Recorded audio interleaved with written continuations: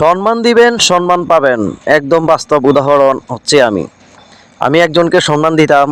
হুট করে বেশ কয়েকদিন হয়ে গেল ওনার সাথে কোনো যোগাযোগ নেই। হুট করে আমার সাথে রাস্তায় দেখা হয়ে গেল, আমি ওনাকে চিনতে পারলাম না। উনি আমাকে চিনতে পেরেছে ঠিকই। উনি চিনে আমাকে দোকানে নিয়ে গেল, অনেক কথাবার্তা বললো। আমার সাথে বলছে, ভাই আমি আপনার সাথে অন্যায় করেছি, ক্ষমা করে দেবেন। উনি আমাদের সাথে দীর্ঘ অনেক দিন যাবৎ আমাদের সাথে জব করেছেন।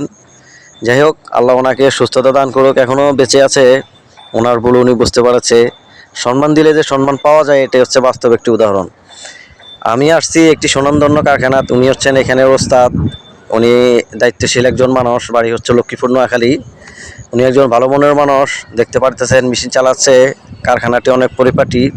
ওনার আন্ডারে 5-6 জন লোক কাজ করে। এটা হচ্ছে ডস্টিং মেশিন, হুটিতে কোমরে ব্যবহার করা হয়। আপনারা দেখতে পাচ্ছেন এই ফিতাগুলোর সাথে অনেকে পরিচিত আছেন। এরই অধিকাংশ গার্মেন্টসে ব্যবহার করা হয়। আপনারা যদি প্রয়োজন হয়, আমার ইউটিউব চ্যানেল আছে, ওইখান থেকে ভিজিট করে চলে আসবেন। আর ভিডিওটি কেমন হয়েছে কমেন্টে জানাবেন। Thank you.